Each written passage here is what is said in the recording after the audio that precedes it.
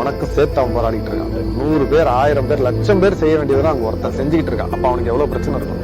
அவன் தொடர்ச்சியா ஏதோ ஒரு வகையில இந்த சமூகத்துக்கு கான்ட்ரிபியூட் பண்ணினே இருப்பான். இந்த சமூகம் ஏற்கனவே இருக்கிற நிலைமையிலிருந்து ஒரு அங்குலமாவது தன்னுடைய வாழ்க்கையில் இதை அசைச்சு மேல தூக்கிட முடியுமா அப்படின்னு ட்ரை பண்ணுவான்.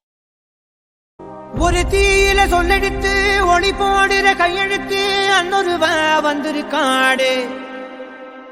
பல போர்பட இருக்கலாம், எதிர்பார்த்தது இவனைத்தான் ஒருவ வந்திருக்காடு. களமோ அவன் மூச்சரிய, மயிர்கால்களும் கூச்சரிய, வச்சம் அவன் வந்திருக்காடு.